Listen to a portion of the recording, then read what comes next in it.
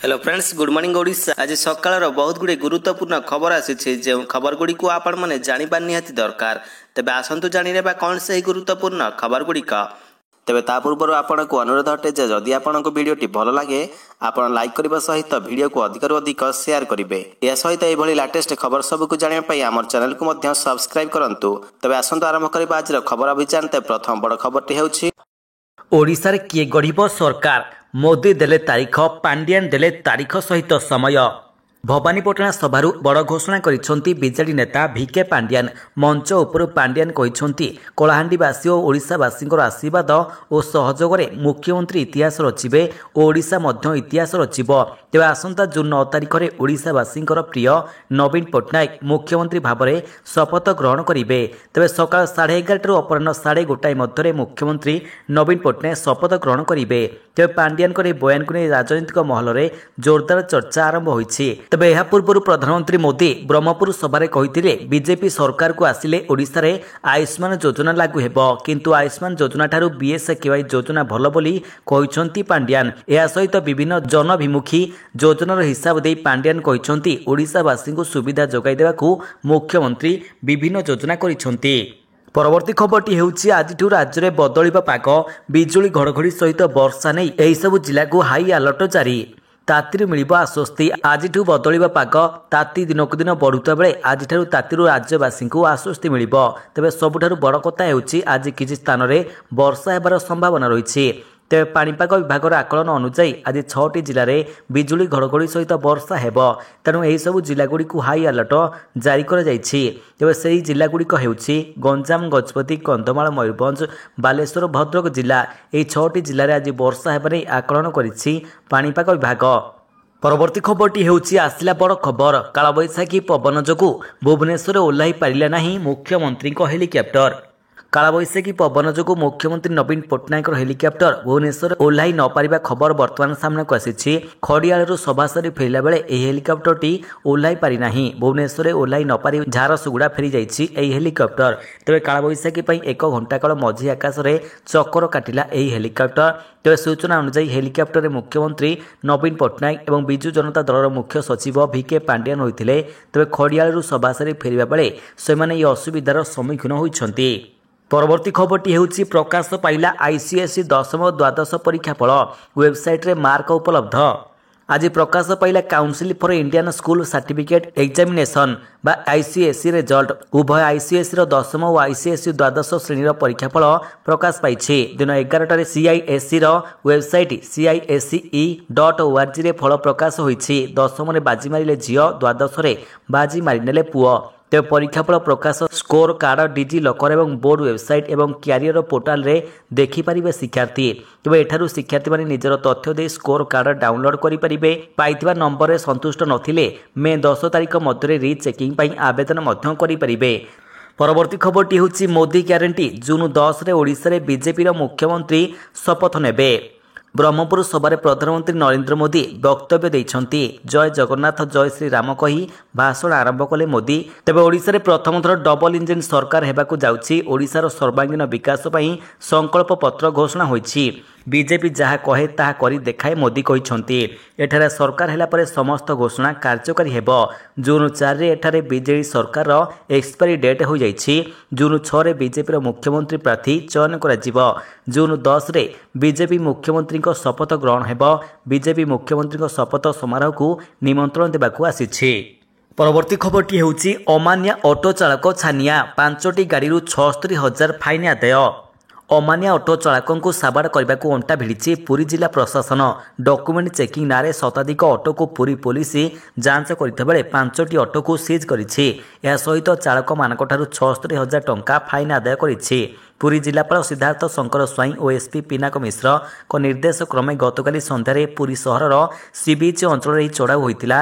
RTO police विभाग पक्षर ऑटोगुड़िक मिलित चढ़ाऊ कर ତେବେ ସବୁବେଳେ ନିଜ ପାଖରେ ଅପଡେଟ୍ ଲାଇସେନ୍ସ ରଖିବା ସହିତ ପାର୍କିଂ ନିୟମକୁ କଡ଼ାକଡ଼ି କରିବା, ଅଟୋ ଚଳାଇବା ବେଳେ ମୋବାଇଲ ବ୍ୟବହାର ନ କରିବା, ଯାତ୍ରୀମାନଙ୍କଠାରୁ ନିର୍ଦ୍ଧାରିତ ଦୂରତା ପାଇଁ ନିର୍ଦ୍ଧାରିତ ଭଡ଼ା ନେବା, ଯାତ୍ରୀ ଓ ପର୍ଯ୍ୟଟକମାନଙ୍କୁ ଉତ୍ତମ ବ୍ୟବହାର ପ୍ରଦର୍ଶନ କରିବା ଆଦି ନିୟମକୁ କଡ଼ାକଡ଼ି ଭାବରେ ପାଳନ କରିବାକୁ ଅଧିକାରୀ ତାଗିଦ କରିଥିଲେ। ଏହା ସହିତ ନିୟମରେ ଖିଲାପି କରିଥିବା ଅଭିଯୋଗରେ 5 ଜଣ ଅଟୋ ଚାଳକଙ୍କଠାରୁ 76,000 ଟଙ୍କା ଆଦାୟ କରାଯାଇଛି। ପରବର୍ତ୍ତୀ ଖବରଟି ହେଉଛି ଲୋକସଭା ନିର୍ବାଚନ ପରେ 25% ବଢ଼ିଯିବ ମୋବାଇଲ ଶୁଳ୍କ।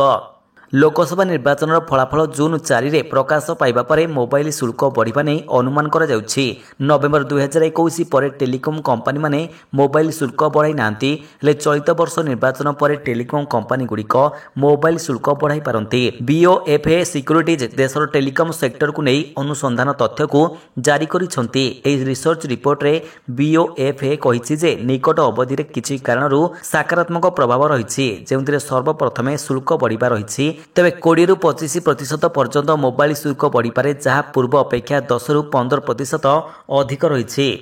ପରବର୍ତ୍ତୀ ଖବରଟି ହେଉଛି ଭାରତରେ ଖୁବ୍ ଶୀଘ୍ର ଚାଲିବ ଏୟାର ଟ୍ୟାକ୍ସି। ଜାଣନ୍ତୁ କେଉଁ ସହରରେ ମିଳିବ ଏହି ସେବା। କାର ଟ୍ୟାକ୍ସି ଭଳି ଭାରତରେ ଖୁବ୍ ଶୀଘ୍ର ଆରମ୍ଭ ହେବ ଏୟାର ଟ୍ୟାକ୍ସି ସେବା। ଏହା ଫଳରେ ଗୁରୁତ୍ୱପୂର୍ଣ୍ଣ କାର୍ଯ୍ୟରେ ଯାଉଥିବା ଲୋକମାନଙ୍କୁ ଟ୍ରାଫିକ୍ ସମସ୍ୟାର ସମ୍ମୁଖୀନ ହେବାକୁ ପଡ଼ିବ ନାହିଁ। ତେବେ ଭାରତର ଅଳ୍ପ କେତେକ ସହର ମଧ୍ୟରେ ଯୋଗାଯୋଗ ପାଇଁ ପ୍ରାଥମିକ ପର୍ଯ୍ୟାୟରେ ଏହି ସେବା ଆରମ୍ଭ ହେବ। ଏସବୁ ସହର ମଧ୍ୟରେ ରହିଛି ଦିଲ୍ଲୀ ଏବଂ ଗୁରୁଗ୍ରାମ। ଏହା ସହିତ ବେଙ୍ଗାଲୁରୁ, ମୁମ୍ବାଇର ବାନ୍ଦ୍ରା ଏବଂ କୋଲାବା ମଧ୍ୟରେ ଏୟାର ଟ୍ୟାକ୍ସି ସେବା ଆରମ୍ଭ ହେବ।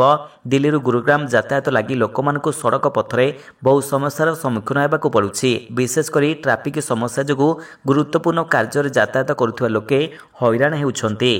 ପରବର୍ତ୍ତୀ ଖବରଟି ହେଉଛି ଫୋନ୍ ଉଠାଇବା ମାତ୍ରେ ସାଇବର ଠକର ଶିକାର ହେଉଛନ୍ତି ଲୋକେ। ବଞ୍ଚିବା ପାଇଁ କରନ୍ତୁ ଏହି କାମ। ଦେଶରେ ତଥା ବିଦେଶରେ ସାଇବର ଠକେଇର ମାମଲା ବଢ଼ିବା ଲାଗିଛି। ଏହି ଠକାମିର ଉପାୟ ଦିନକୁ ଦିନ ପରିବର୍ତ୍ତନ ମଧ୍ୟ ହେଉଛି। ତେବେ ରିପୋର୍ଟ ମୁତାବକ ଲକ୍ଷ୍ନୌରେ ରହୁଥିବା ଜେପି ମିଶ୍ରଙ୍କ ପାଖରେ କିଛି ଦିନ ପୂର୍ବରୁ ଆର୍ଟିଫିସିଆଲ ଇଣ୍ଟେଲିଜେନ୍ସ ଜରିଆରେ ଏକ ଫେକ୍ କଲ୍ କରାଯାଉଥିଲା, ଯେଉଁଥିରେ କୁହାଯାଉଥିଲା ଯେ ତାଙ୍କ ପୁଅଙ୍କୁ ସିବିଆଇ ଗିରଫ କରିଛି ଏବଂ ତାଙ୍କୁ ବଞ୍ଚାଇବା ପାଇଁ ଏଠାକୁ ଆସନ୍ତୁ। ତେବେ ଏପରି ମାମଲାରେ ଦେଶର କିଛି ଲୋକ ଏହି ଜାଲରେ ଫସି ଯାଉଥିବା ବେଳେ କେତେକ ଜେପି ମିଶ୍ରଙ୍କ ଭଳି ଚତୁରତା ପ୍ରଦର୍ଶନ କରି ବର୍ତ୍ତି ଯାଉଛନ୍ତି।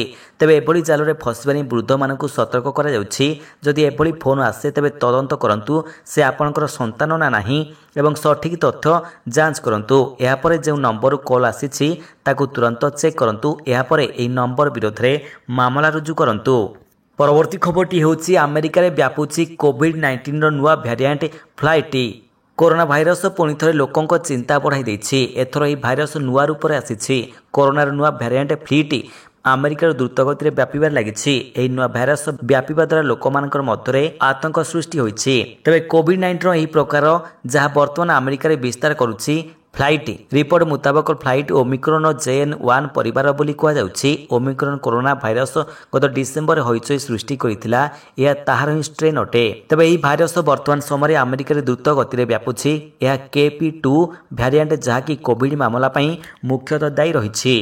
ପରବର୍ତ୍ତୀ ଖବରଟି ହେଉଛି ଇତିହାସ ରଚିଲା ପୁଷ୍ପା 2ର ପ୍ରଥମ ଗୀତ। ସାଉଥ୍ ସୁପରଷ୍ଟାର ଅଲ୍ଲୁ ଅର୍ଜୁନଙ୍କ ବହୁ ପ୍ରତୀକ୍ଷିତ ଚଳଚ୍ଚିତ୍ର ପୁଷ୍ପା 2 ଦି ରିଉଲ୍କୁ ନେଇ ଦର୍ଶକ ବେଶ୍ ଉତ୍ସାହିତ ରହିଛନ୍ତି। ଫିଲ୍ମ ସମ୍ବନ୍ଧୀୟ ପ୍ରତିଟି ଛୋଟ ବଡ଼ ଅପଡେଟ୍ ଜାଣିବାକୁ ଆଗ୍ରହ ସହକାରେ ଅପେକ୍ଷା କରି ରହିଛନ୍ତି ଦର୍ଶକ। ତେବେ ନିକଟରେ ନିର୍ମାତା ଫିଲ୍ମର ପ୍ରଥମ ଗୀତ ପୁଷ୍ପା ରିଲିଜ୍ କରିଛନ୍ତି। ଏହା 6ଟି ଭାଷା ରିଲିଜ୍ ହୋଇଛି। ଏହି ଗୀତ ଏବେ ଇତିହାସ ରଚିଛି। ପୁଷ୍ପା ଗୀତର ଭିଡ଼ିଓ ସାମାଜିକ ଗଣମାଧ୍ୟମରେ ଖୁବ୍ ଭାଇରାଲ୍ ହେଉଛି। ମାତ୍ର କିଛି ଦିନରେ ଏହି ଗୀତ 6ଟି ଭାଷାରେ 50 ମିଲିୟନ୍ ଭ୍ୟୁଜ୍ ଅତିକ୍ରମ କରି ନୂଆ ରେକର୍ଡ ସୃଷ୍ଟି କରିଛି। ପରବର୍ତ୍ତୀ ଖବରଟି ହେଉଛି ରାଜଧାନୀରେ ଧର୍ମେନ୍ଦ୍ରଙ୍କ ବିରୋଧରେ ଗର୍ଜିଲେ ଓଡ଼ିଶାର ଉଜ୍ଜ୍ୱଳା ଦିଦି। ଭୁବନେଶ୍ୱରରେ ମହାତ୍ମା ଗାନ୍ଧୀ ମାର୍ଗରେ ଓଡ଼ିଶା ଉଜ୍ଜ୍ୱଳା ଦିଦି ସଂଘର ଧାରଣା ଓ ବିକ୍ଷୋଭ। ଧୋକାବାଜ ଧର୍ମେନ୍ଦ୍ର ପ୍ରଧାନ 6 ବର୍ଷ ଧରି ମାଗଣା ଖଟାଇଥିବା ଅଭିଯୋଗ କରିଛନ୍ତି ଉଜ୍ଜ୍ୱଳା ଦିଦି। ଏଭଳି ଅବିଚାର ପ୍ରତି ନ୍ୟାୟ ଏବଂ ଉପଯୁକ୍ତ ପ୍ରାପ୍ୟ ଏବଂ ନିଯୁକ୍ତି ଦାବିରେ ବିକ୍ଷୋଭ କରିଛି ସଂଘ। ଧର୍ମେନ୍ଦ୍ର ପ୍ରଧାନ ନିଜକୁ ଉଜ୍ଜ୍ୱଳା ମ୍ୟାନ୍ ବୋଲାଉଥିବା ବେଳେ ସେ ଏବେ ଇଗୋ ମ୍ୟାନ୍ ପାଲଟି ଯାଇଛନ୍ତି। ଉଜ୍ଜ୍ୱଳା ଦିଦିଙ୍କୁ ମୋହରା କରି ସଫଳତାର ଡିଣ୍ଡିମ ପିଟିଲେ, ଆଉ ଏବେ କାମ ସରିଗଲା ପରେ ଅଳିଆ ପରି ଡଷ୍ଟବିନ୍କୁ ଫିଙ୍ଗି ଦେଲେ। 6 ବର୍ଷ ଧରି ଦୁଃଖ କଷ୍ଟରେ ପରିବାର ପୋଷୁଛୁ, ଆମ ଲୁହରେ ଧର୍ମେନ୍ଦ୍ର ପ୍ରଧାନ ଭାସିଯିବ ବୋଲି ଅଭିଶାପ ଦେଇଛନ୍ତି ଉଜ୍ଜ୍ୱଳା ଦିଦି। ପରବର୍ତ୍ତୀ ଖବରଟି ହେଉଛି ଶ୍ରୀମନ୍ଦିର 3 ଦ୍ୱାର ହେବ ରୂପା ଛାଉଣି। ବୁଧବାର ଶ୍ରୀମନ୍ଦିର ମୁଖ୍ୟ ପ୍ରଶାସକଙ୍କ ଅଧ୍ୟକ୍ଷତାରେ ବସିବ ବୈଠକ। ଶ୍ରୀମନ୍ଦିର 3 ପ୍ରବେଶ ଦ୍ୱାର ରୂପା ଛାଉଣି ହେବ। ଏନେଇ ଆସନ୍ତା 8 ତାରିଖରେ ଶ୍ରୀମନ୍ଦିର କାର୍ଯ୍ୟାଳୟରେ ଏକ ବୈଠକ ବସିବ। ଶ୍ରୀମନ୍ଦିର ଉତ୍ତର ଦ୍ୱାର ବା ହାତୀ ଦ୍ୱାର, ବାଘ ଦ୍ୱାର ଏବଂ ପଶ୍ଚିମ ଦ୍ୱାର ଓ ଅଶ୍ୱ ଦ୍ୱାର ବା ଦକ୍ଷିଣ ଦ୍ୱାର ରୂପା ଛାଉଣି ନେଇ ଆଲୋଚନା କରାଯିବ। ଶ୍ରୀମନ୍ଦିର ମୁଖ୍ୟ ପ୍ରଶାସକ ଅଧ୍ୟକ୍ଷତାରେ ବସିବ ବୈଠକ। ଏଥିରେ ଛତିଶା ନିଯୋଗର ମୁଖିଆ, ଶ୍ରୀମନ୍ଦିର ପରିଚାଳନା କମିଟି ସଦସ୍ୟ, ଭାରତୀୟ ପ୍ରତ୍ନତତ୍ତ୍ୱ ବିଭାଗର ସୁପରିଟେଣ୍ଡେଣ୍ଟ ଓ ଶ୍ରୀମନ୍ଦିର କାର୍ଯ୍ୟାଳୟର ଅଧିକାରୀମାନେ ଯୋଗ ଦେବାର କାର୍ଯ୍ୟକ୍ରମ ରହିଛି। ଏହି 3 ଦ୍ୱାର ମରାମତି ଓ ଉନ୍ନତୀକରଣ ନିମନ୍ତେ ମୁଖ୍ୟତଃ ବୈଠକରେ ଆଲୋଚନା ହେବ। ଶ୍ରୀମନ୍ଦିର ଭିତର ଓ ସିଂହଦ୍ୱାରକୁ ମିଶାଇ ପ୍ରାୟ 10ଟି ଦ୍ୱାର ରୂପା ଛାଉଣି ହୋଇଛି।